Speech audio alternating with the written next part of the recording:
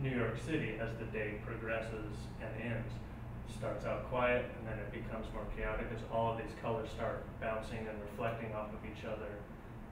So it's, intense. It's representing, our lives essentially, well, New York City at the time, but And that was one of his last pieces? that was one of his very last pieces before his mysterious death.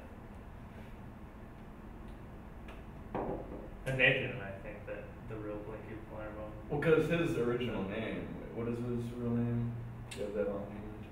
So, all right, back into Blinky. Blinky Palermo's birth name is Peter Schwartz, and then he was also known as Peter Heisterkamp, and then he changed his name to Blinky Palermo, which Under boys, because he looked similar to Blinky Palermo, one of a mafioso in New York City, and so when he was studying under boys, and boys noticed this similarity and said that he should take his name. So Nathan and I were talking last night, like, man, I bet when he moved to New York City, the real Blinky Palermo capped his ass. This is mine now. You think you're Blinky? I'll show you Blinky. on an even further kind of active level, Zhu Tan started he's way younger. He still practicing artist, living in Shanghai, but with his school of keywords or keyword school works are totally interactive. He's using keywords from Mandarin as well as keywords from English, and he's rewriting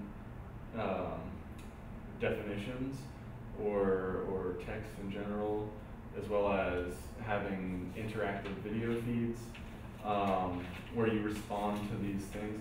And he's very much interested in how different cultures and social backgrounds and political views, how all these differences within the individual experience infer information at different rates and with different interpretations, of course, which is understood. But a lot of this is based on some of his kind of preliminary premise or ideas related to Taoism, and then he kind of builds on that. Objects, similarities, there's always inherent differences, just as the different objects or places or things, there's always similarities that can be found. And so, with that being said, he's really playing with language, visual, written, audible, sound, all these different ways of communication, and asking the viewer specifically to discuss those differences or recognize whether there are differences and similarities. And this becomes, a very activist approach to communication within the institution of museum or gallery. One of the pieces that he had done is it's basically blue and white porcelain is what it's called in English, and he's taking Ming Dynasty pots, export ware as well as native wares, which they're different based on the market, and then having them displayed and showing how different people respond from different cultures to these objects. Like a Westerner would say, "Oh yeah, that's traditional, Chinese porcelain wares," whereas a native, to China would be like, "No, well, that's export ware. That's like for market value. That's, a very strong cultural difference." And is he doing those reactions to those pieces through video? Through video. Oh, yeah, sweet. Through Okay. video, and then allowing people to respond to those videos. And is that also videotaped? Or? Yeah, it keeps going. And then he moved from that. That piece was actually done in 2002 when he did a residency at Location 1 in New York. But he's moved on into, and this is an ongoing thing, his newer work, Keywords School. And the Keyword School is where he's got the dictionaries. He's got these computer screens That's where that blow up Yeah, that'd be tent.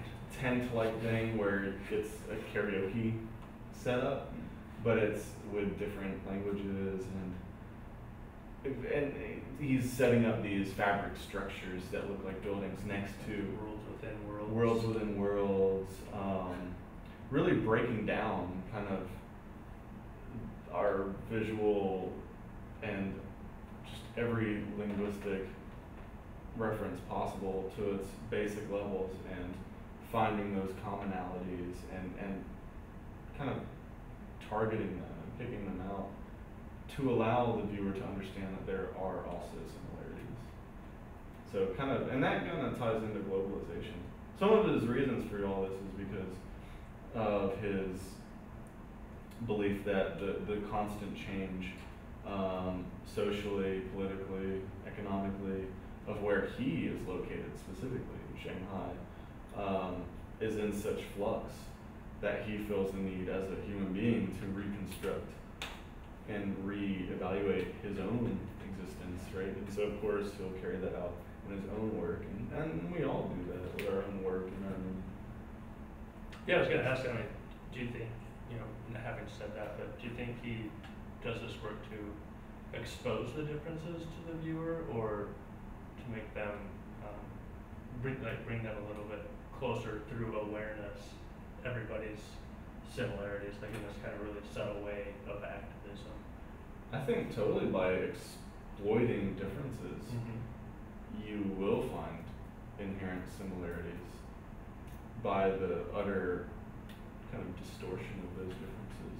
Yeah, I You think have that. no choice but to find a similarity. Otherwise, you just move on, I guess. Yeah, and I like the kind of the embryonic state that all of his structures Yeah, are totally. in, where Movable.